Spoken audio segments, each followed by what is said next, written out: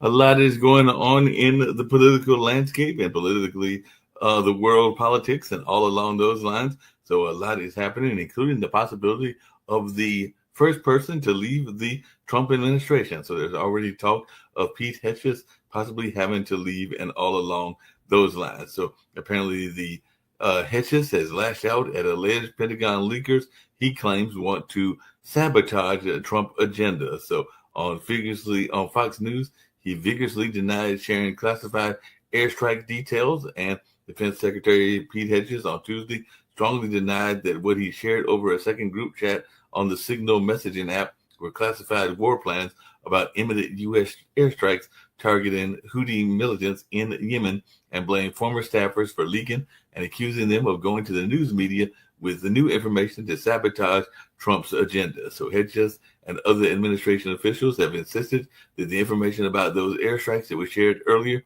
with another signal group established by National Security Advisor Mike Waltz was not classified.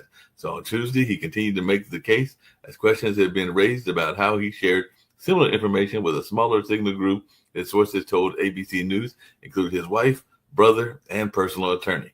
He says, I look at war plans every single day. What was shared over Signal then and now, however you characterize it, was informal, unclassified coordination for media coordination, other things. That's what I said from the beginning. He said in a live interview from the Pentagon on Fox and Friends. And of course, I did hear that there were some people even speculating that he might have to leave the office and all along those lines.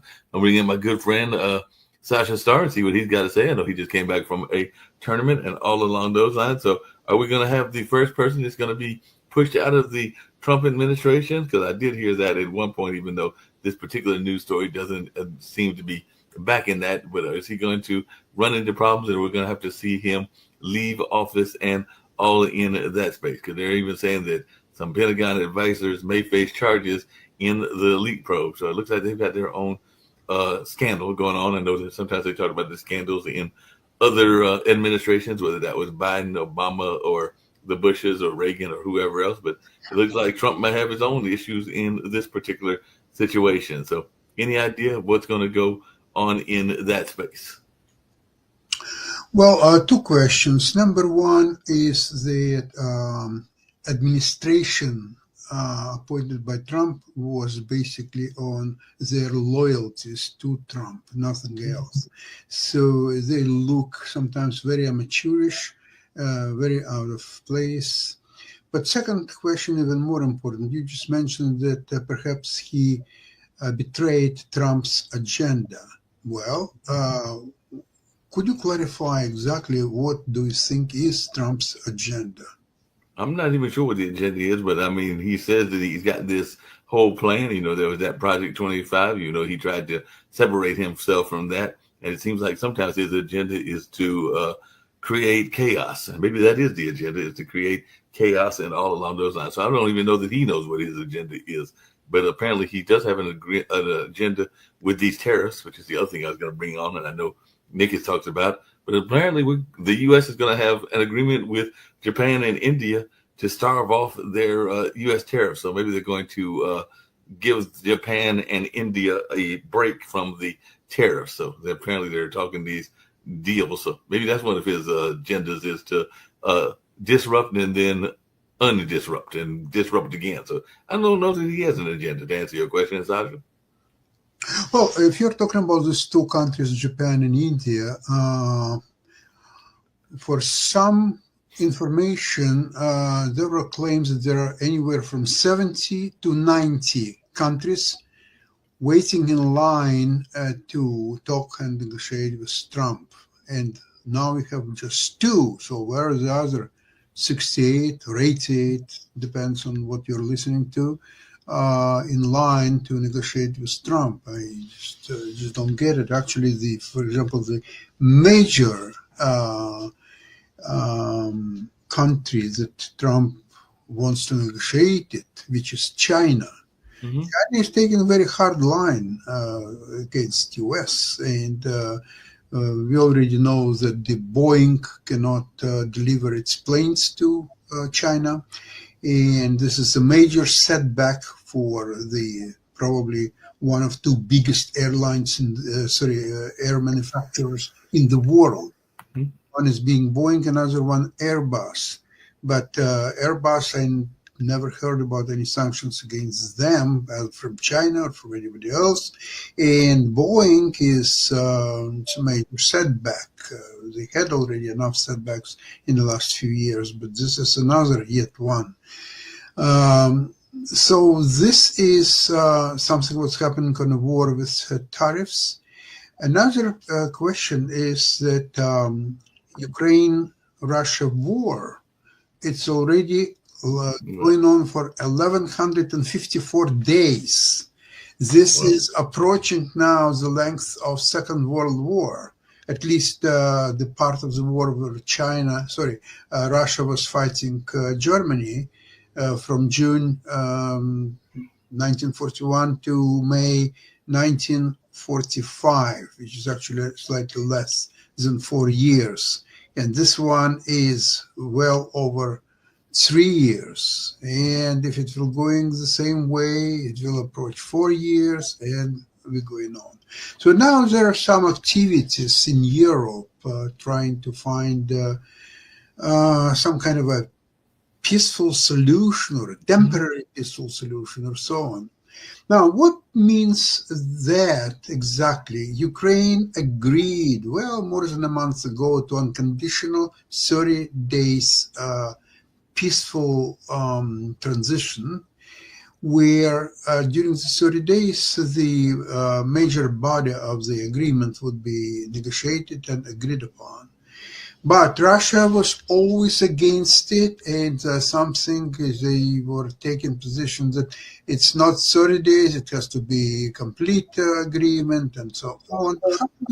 How you can make any agreement when there are avia bombs are being dropped on Ukrainian cities, and a lot of innocent civilians are losing their lives, including children?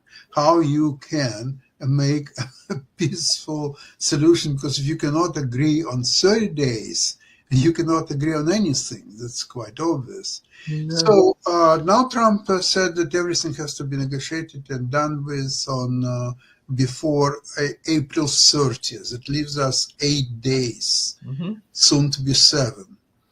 And if that's the case, then most likely U.S. has to leave negotiations because they are very unsuccessful in that, to say the least. And also, they are not a real negotiator. They are fully on the side of Russia, and they're negotiating as Russia's friend, not independent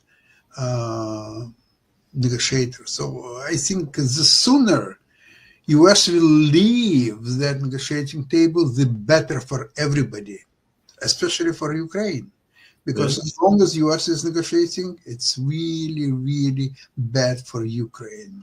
That makes a lot of sense and everything. Apparently, the deals, even in the tariff deals, which is really interesting because apparently, he wrote that book about the art of the deal and everything like that. But apparently, the deal is actually a deal to make a deal, because apparently one person close to the White House said, I wouldn't even call them deals.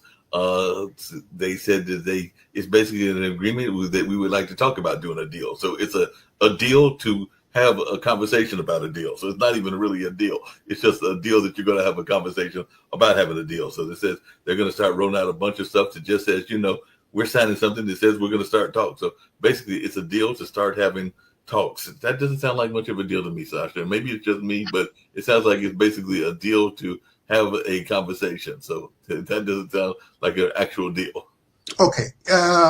I think that 90% of the times that the U.S., represented by Witkoff, who spent a lot of time in Moscow and talking to Putin and his representatives and so on, it's not about a peace between Russia and Ukraine. It's all kind of commercial proposals between U.S. and Russia.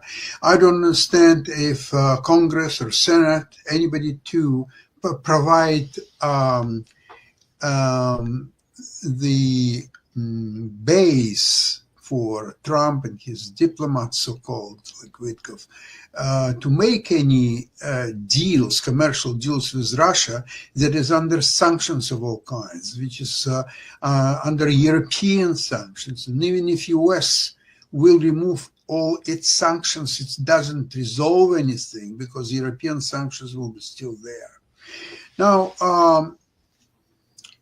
Europe is completely, and rightly so, on the opinion not to have any deals with Russia.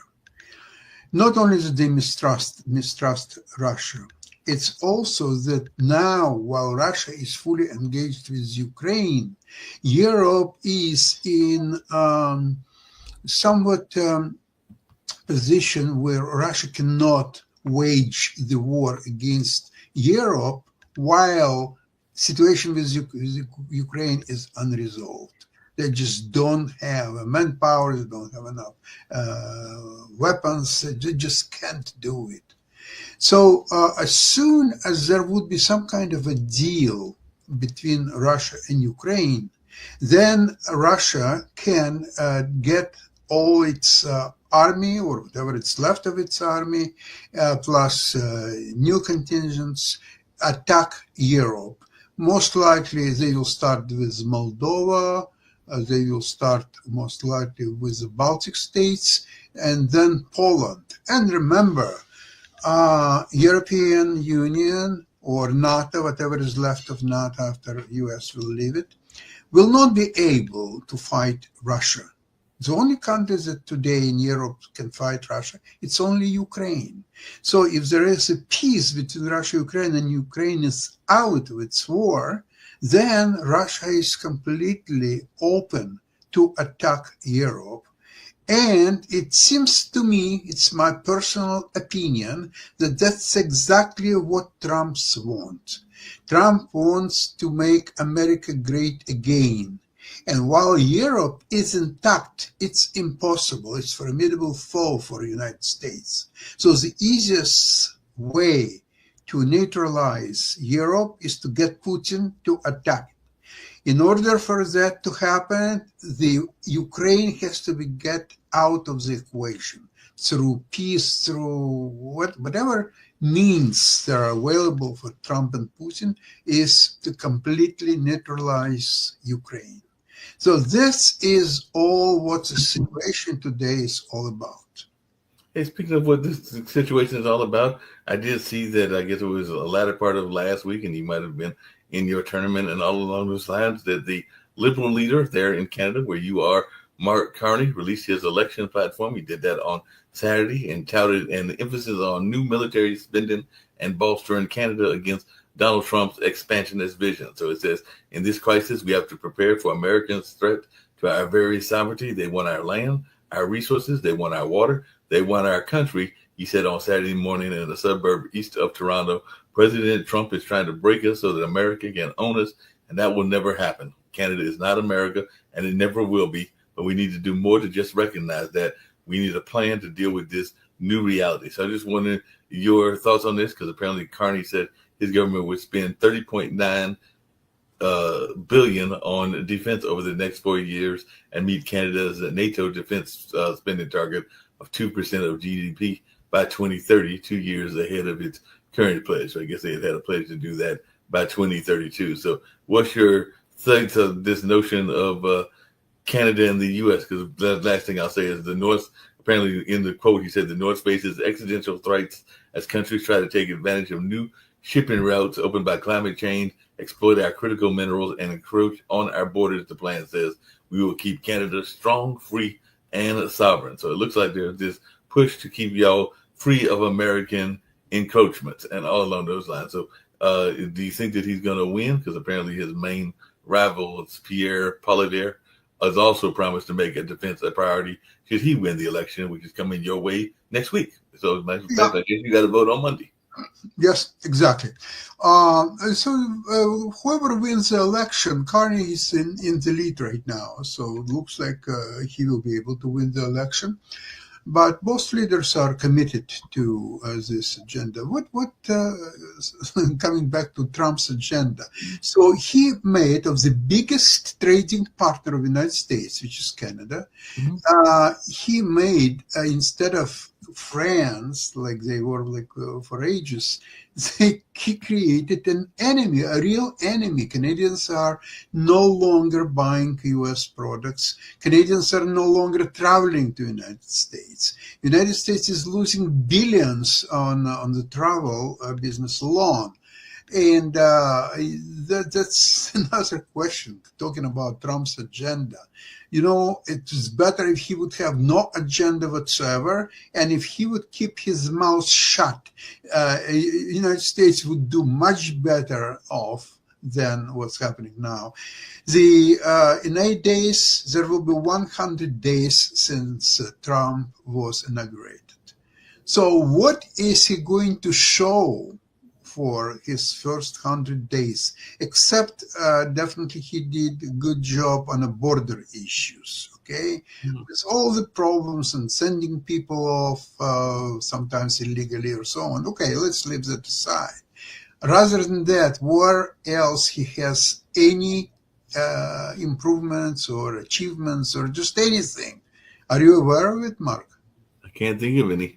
Hopefully you got some somewhere, but I can't think of any. So he seems to be suffering big time, and I'm trying to figure out exactly his mission. As I said on the World News, he spent like a whole bunch of money on some eggs for an egg roll as part of the Easter egg hunt, and he apparently there was a severe cost to even come into the Easter egg event there on the whole White House lawn and everything. So, and I think he's spending even some money redecorating the White House. So I know he's supposed to be, him and the Doge folks are supposed to be finding ways to save money, but it seems to me they're doing just as good a way of spending money. I even heard that there was talk, I don't know if it's still in the air, of trying to do like a military style parade, similar to what his buddy Putin has done to celebrate his birthday, which I think is coming up shortly and everything. So they're talking about like a military style parade to celebrate his birthday, and of course that would cost. It's not birthday. They're preparing a big parade for a celebration of May 9th, the end of the Second World War. Putin's birthday sounds somewhere in October, I think, October 7th. And this is really a bloody day in many respects. For example, well-known journalist Politkovskaya, she was killed exactly on the birthdays of Putin. And many other events, even attack on Israel was on October 7th for some reason. Yeah. So you may only guess what a bloody date. And I really don't understand that Congress, Senate, they are being awfully quiet about Trump's agenda or lack of it. And I think 100 days would be kind of a nice day to start asking questions. That's a good thing. Speaking of asking questions, and I know tomorrow you'll do your modern investment show, but there is a certain stock that has done well for a lot of people, including the man that I'm going to mention. But apparently Elon Musk is at a critical fork in the road moment because his firm reported their worst quarterly profit since 2021. And it looks like there is a whole notion, I think you had even mentioned, that some of his executives wanted him to come back to the office and not necessarily be doing this Doge stuff. And the profits dropped 71% amid the backlash to Elon Musk's role under Trump. So he was never elected to a position. So some folks are wondering about that and how that could even impact his own personal wealth. So I just wondering, what are you hearing about Tesla? Because it seems like Tesla's in trouble, and some people may even want Elon to step down, or if not step down, get more active and less active in the government. So what are you hearing about Tesla? Well, Tesla has huge operations in China. And I'm wondering how that could impact Tesla's stock, because in China, there are a lot of electric car manufacturers who are doing spectacularly well. For example, BYD is one of them, and there are several others. BYD is the biggest of Chinese electric car manufacturers. Now, they are being even invited to Europe to manufacture electric cars there. I don't understand what's Tesla going to do, especially when Chinese now, just recently, they announced that they have now the batteries that could be charged in a matter of 5 minutes. Wow. And that's a huge development. I'm not aware that Tesla is working on something like that. Even if they do, they definitely don't have one decisions here.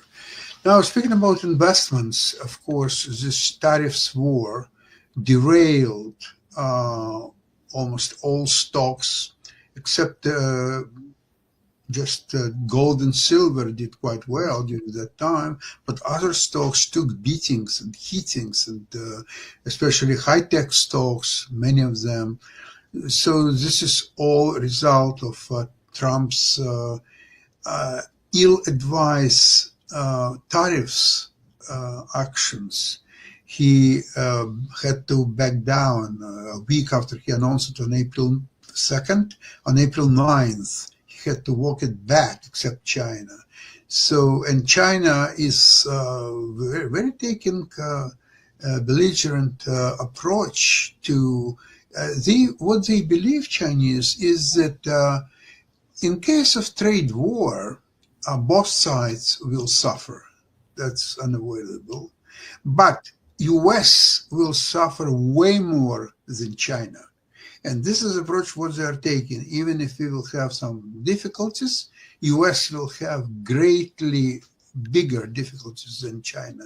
And that's fine by us.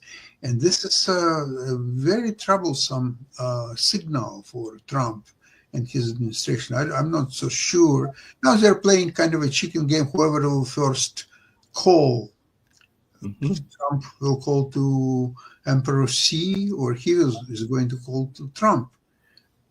Very interesting to see what's going to happen. I'm afraid that as long as nobody calls to anybody, it will keep escalating, and it's not going to be bode well for neither one of them. Yeah, it makes sense.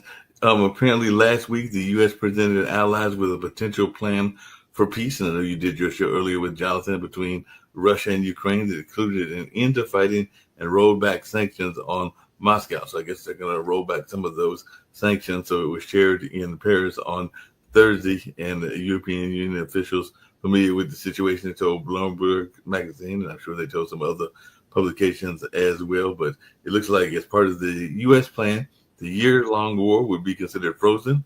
The EU sources told Bloomberg Ukrainian areas currently occupied by Russia would stay under the Vladimir Putin-led country leadership, they said, and Ukraine would not enter the NATO military alliance, better known as NATO or the North Atlantic Treaty Organization, under the proposal. So is anybody going to actually buy this proposal? Because I don't know that Zelensky's not going to be trying to get membership in NATO, and definitely a lot of folks are not going to want to be occupied by the Russian army in the Ukrainian territory. So what's your take on this? Because they're saying that this is one of the things that I guess the U.S. is throwing out there, and it would not be considered a final settlement between the two countries unless European allies would not recognize Russian-controlled territories of Ukraine as under Moscow's rule, according to the source. But the officials said the plan will need to be talked about more with Ukraine. So they want Ukraine more in the conversation. So are we going to get a ceasefire anytime soon? I know I keep asking that, but it doesn't look like it's going to happen. So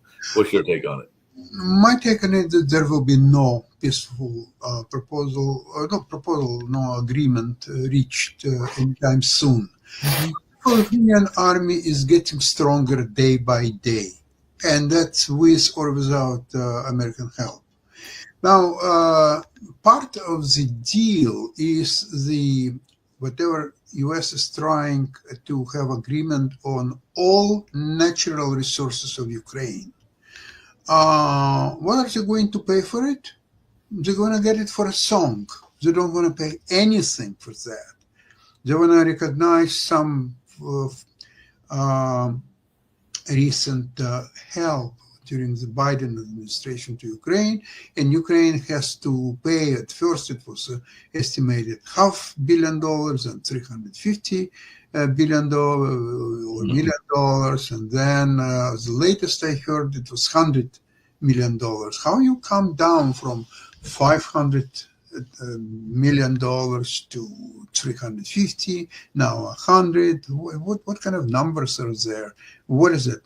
Also, the major flaw of this agreement is that it's not providing, if it's signed, any help to Ukraine to withstand Russian aggression.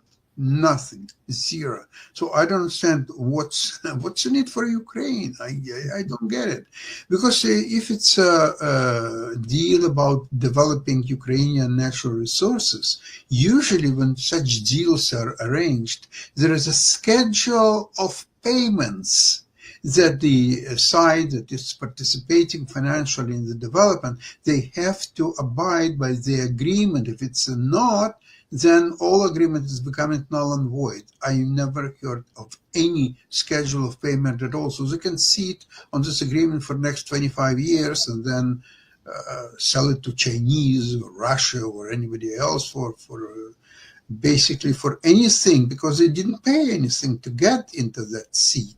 So they can sell it for $10 million if needed. So I really don't understand why Ukraine even considering signing such a one-sided agreement, period. I just don't get it. And also that excludes anybody who would be interested in that, like Europeans, for example. They also provided a lot of help to Ukraine in the last 3 and some years. So where are they? Why Ukraine has to go into this agreement with the United States but not European Union, or both? I just don't get all that. It's just beyond my understanding.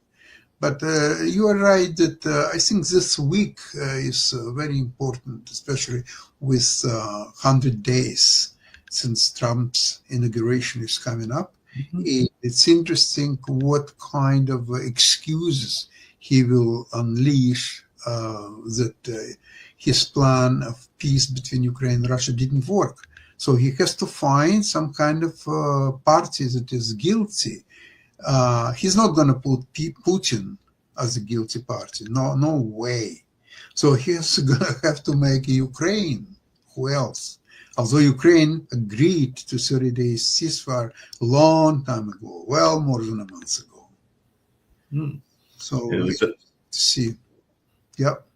Then the war just keeps going on over there in Ukraine and Russia. And it looks like there's even some secret files that are out there now as well. So I don't know what Helmut Kohl, the German chancellor, was convinced in 1990 that the Kremlin would never allow Ukraine to be an independent country. So I guess there was this notion that they would do this invasion way back then. So declassified notes from the final years of the Soviet Union revealed that Helmut Kohl, then the German chancellor, was convinced that the Kremlin would never allow Ukraine to become independent, and he had doubts about the wisdom of NATO's eastwards expansion. So he had some doubts about the situation that we're in now. So it looks like he was predicting this 1990. That would have been 35 years ago. So it looks like they were already thinking of this situation many years ago. That was probably the time that you were in the Soviet Union, if I remember your timeline of history and everything. But it looks like some of these folks were already thinking of the Ukraine situation even at that particular time. So were you involved in the military there, and were y'all thinking about Ukraine at that time?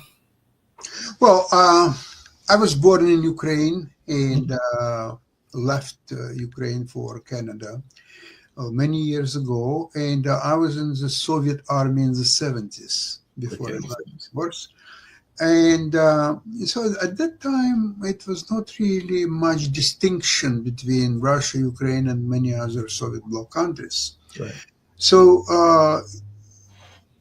you have to remember that about 150 years ago, a German, Otto von Bismarck, he said that without Ukraine, there is no such thing as Russian Empire. Well. And what he said 150 years ago is valid today. So if Putin wants to resurrect a Russian or Soviet or any other empire, he cannot do that without Ukraine. That's why he's so adamant to somehow conquer Ukraine. And if not, then maybe US will help to deliver capitulation of Ukraine. So if it will be, there is a military stalemate right now, but if U.S. could deliver the economic considerations that Ukraine is no longer sovereign country because of this proposed deal, so then Ukraine will be surrounded both from military side by Russia and from economic side by United States. That would spell the end of Ukraine independence. And I don't think that Ukraine will go for it. Yep, won't go for that at all. We don't oftentimes hear about Indian violence, but apparently there were Indian violence as well. So Indian police say gunmen killed at least 26 tourists at a resort in disputed Kashmir. So they've got some disputed areas as well. So I did see that. And a lot of the folks here on Pod TV are facing elections. So maybe we'll hear from Shaquille on Thursday, or if he does join later. But apparently the Australians started voting in their general elections as the Pope's death overshadowed the campaigning. But Australia has begun voting at general elections as of today. So it looks like they're actually got their vote going, and we'll see who wins, the Liberal candidate or the Conservative candidate, or what goes on in that space and everything like that. How long is the elections? Because I don't know. If you don't know something, you ask. And if Shaquille was here, I had to ask him. But I'm thinking the elections are, one, they're oftentimes like national holidays and you get off work, which we don't do here in the United States. And in some cases, they are longer than a day. And no, in other countries here, they're only generally election day is one day, even though there's early voting that lasts for several days and all along those lines. But how many days is the voting in Canada? And if you know about the voting in Australia, how long is that? But how long is the voting in Canada? Do y'all just vote? The voting has opened in Canada just a few days ago, and a lot of people already participating. We are going to vote on exactly 28th. There is no reason to hurry up for early vote, but on 28th we will vote. And so Canadian election is very compact. It's not going for years like in the United States. It's very compact. The election was announced. The exact date was provided. And so both parties are actively campaigning, but they don't spend nearly the same amount on election as U.S. does. It's a completely different process. Yeah, it sounds like a completely different process, the whole different thing that goes on in that sense and all along those lines. Do you think there's any possibility, because I know we talked about it on the network and I don't know how he would do it, but do you think that Trump really wants to run for a third term and will try to manipulate the Constitution in order to make that happen, even though constitutionally he can't do it as of now, but hey, he can make an amendment, he can sign an executive order. But I'm just wondering, as one that observes stuff in the news, do you think that Trump really wants a third term?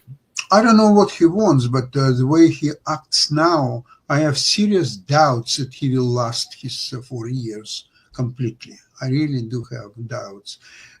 If, in my opinion, midterm election would have been today, next month, for example,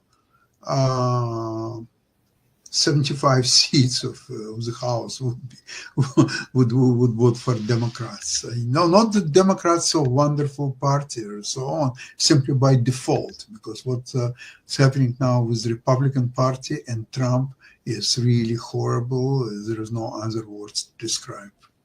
Yeah, just really quickly, because I saw that one of the campaign issues in Australia was one that was a campaign issue here in the U.S., which is housing prices. In the case of Australia, they were talking about focusing on first-time homeowners and everything. So I was just wondering, how big is the home ownership issue in the Canadian politics, or do y'all have a good system with your homes and rental facilities, whether that's apartment or whatever? Because apparently the Australian folks are trying to make it a issue, and even the Australian Prime Minister says he trusts Trump and Xi during the debate about with one of his other election rivals. But I just wondered, do you think that housing is a big issue worldwide, particularly in terms of first-time homeowners? That's a very important issue, by all means. In Canada, there are a lot of, especially lately, a lot of rentals housing has been delivered and being constructed and delivered. So the situation is probably far from ideal, but at least most cases people have access to reasonable rental units. But some would argue that it's still not enough, and probably rightly so. So even more units would have to be built. Yeah, that makes sense. We were talking earlier on the World Edition, and I showed him a clip of Mr. Wolf that was making the comparison between G7 and the BRICS nations, and all along those lines. It seems like the BRICS nations has the greater population by a significant amount and greater economic power, that being Brazil, Russia.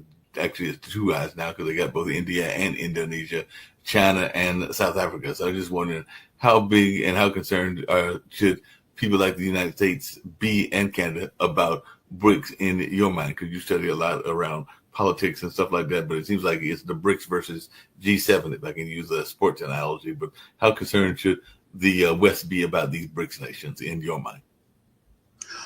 Well, I think that U.S. has to be concerned primarily about BRICS, simply because one of the main goals of BRICS, if not the main one, is to remove U.S. dollar as the currency of last resort, as a reserve currency. And they're working very hard at it. And China just announced its electronic currency that is now being quite popular among BRICS nations. And it's quite well-developed system. What I heard is it makes payment almost lightning speed and very easy to execute. And it can compete potentially with SWIFT, which is, of course, it's a European system, but very popular among G7 countries. And so therefore, BRICS is definitely a potent, formidable, because of the size of its population, just for that reasons, to G7s. But again, G7s, I would separate US from all other G7 countries. Yeah, that makes a lot of sense.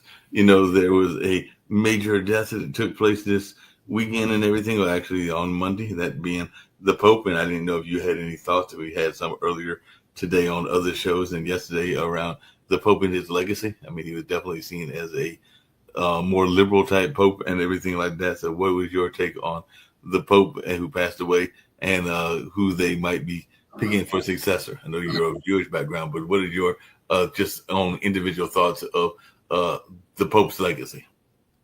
Well, I think he has a living great legacy. I think he was quite popular and loved by probably all people. I'm not aware that there would be any enemy of who will succeed him. That's a very difficult question. So I'm not familiar with the situation. I know that there are two major candidates to succeed him, but it's very difficult to predict because this is kind of a very involving process, and sometimes it's very heated and it's very unpredictable, to say the least. Yeah, and they'll have to go through that whole. I think the cardinals and them will gather together, and they'll have the votes and do all of that line to pick the next successor. I know in the past, having gone to a Jesuit university and followed what goes on in that particular religion, even though it's not my personal religion, but having to follow it as a going to a Jesuit university and just being a good journalist and everything, that it is not a short process. It is a process that usually takes weeks and sometimes months before they pick the successor and all along those lines. So we'll be staying tuned to see what's going on in that space and what happens in that regards and in that way.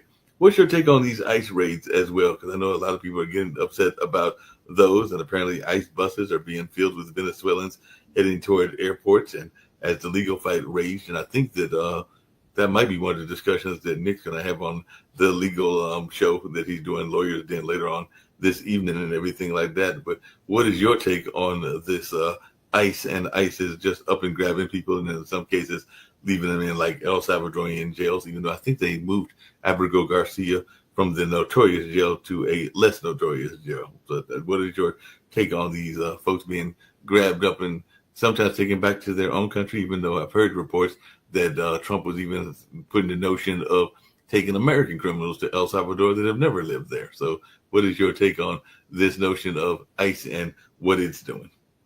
Well, I think if Trump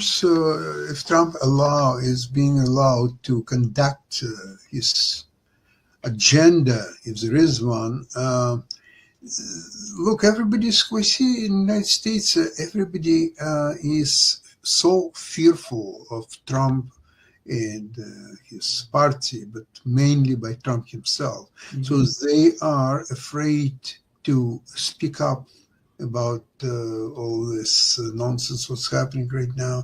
And it's probably one of the strategies by Democrats, just keep quiet until midterm election or short, whatever, few months preceding that, and do nothing right now simply because there is no mechanism how they can do anything against it, except that there are some elections here and there, and it seems to me that the Democrats have a good chance to reclaim the House even well before midterm election, or if not reclaim it, to have sort of like equal number there. But we'll see how it will work out. What's interesting is that in Germany, situation is that this new Chancellor of Germany, he is against allowing immigrants to Germany.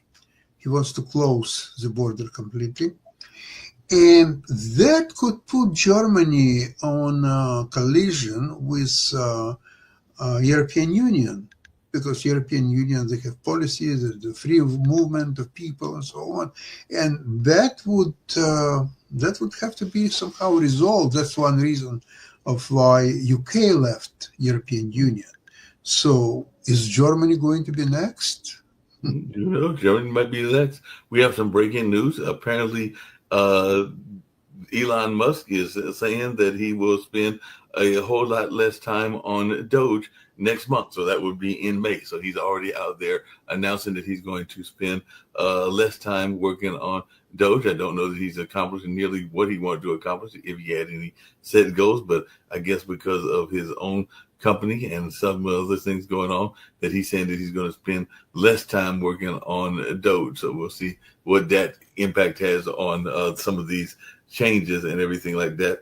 And apparently we also got some news that Besniak says that we can expect a de-escalation in the U.S.-China tariff fight in the very near future. So he says, and I think he's one of the economists in the White House, if Trump wants rate cuts, he would likely need to replace the Fed's full board along with Powell. But yeah, Besniak is saying that maybe we're going to get a de-escalation in the U.S.-China tariff fight. So maybe the things are getting ready to calm down, and maybe we won't see as much of Elon Musk. I heard that Elon Musk was even, his popularity had been dropping tremendously because of people wondering how he had gotten the job as the Doge head and some of the things that he was doing as the head of Doge and everything like that. So does this mean that Elon Musk is going to disappear from the world theater in terms of being a face that we see a lot of, or will we see a lot less of him? And if we see a lot less of him, will you be glad to see a lot less of him out there on the world stage? So he's the one that's saying he's getting ready to leave and not be seen as much. So maybe he's going to concentrate on his job. Yeah, he will leave Doge, and it was a great development, positive development. First of all, for his company, Tesla, and others, for shareholders of Tesla, and for American people at large. It would be great if he will be leaving that as soon as possible.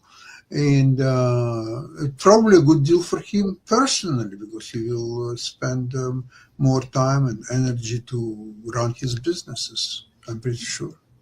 That makes a lot of sense.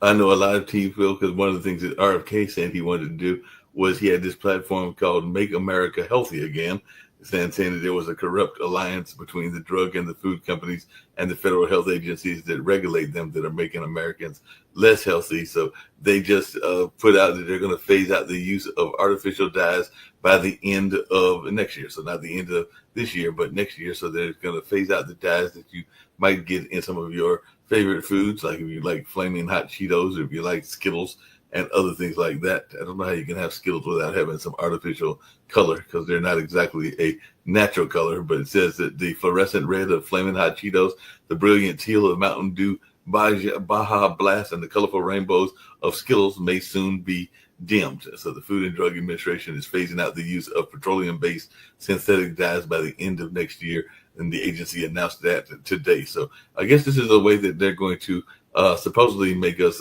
and particularly those that have kids, and particularly young kids, healthier. So what's your take on this? Because apparently they're going to try to dim some of these artificial dyes and colors, because RFK Jr. says he wants to make America healthy again. I'm not so sure what he really wants. I think it's up to American people, especially parents and children, by the way, to have a choice of food, what they want to eat. It's not up to RFK Jr. to make decisions what American families will decide. I agree, because if the kids want to buy Fruit Loops, that's on them. If the Fruit Loops has got the dye in it, that's on them, and all along those lines. We didn't have many of our people as usual, so we might just get ready to wrap us a little bit earlier today and everything like that, but it was still a good show, and as always, I enjoyed the conversation with you. I don't know if you got any final words you want to leave the people with and all along those lines, but if not, we'll get ready to wrap up, and we'll be back at World Edition tomorrow, and I know you got Modern Investment at 1:00 tomorrow as well, and they'll have Milan with you as usual. I think Jimmy will be there with you, and who knows who else might be joining you. So what we talking about? Who else is joining us tomorrow? It's Milan's wife, Rosie, whom I know personally quite well, and so that will be quite interesting show to see what it will bring. And in the meantime, all we have to get is a lot of patience, not to get into panic mode, and just stay the course. That's the best you can do. No, that's the best we can do. And before we get out of the door, I have to ask you this, because I know on the chess show, we used to have that couple that was the chess masters. I forgot their names, but you know who I'm talking about. It was the husband and wife team. There was also the May December, because I think she was a little bit younger than he was and everything. And now you're saying that Milan's going to bring his wife onto the Modern Investment Show. So you know where I'm going with this, Sasha, and everything. We're going to get to see Nevia on the TV screen and all along those lines. So I think it's about time for her to make an appearance on Pod TV as well. Very possible. Yes, with that, thank you, Mark, for today's show, and all our listeners. Have a great evening today and great day tomorrow, and so on and on and on. All the best, everybody. Bye-bye. All the best. Bye-bye.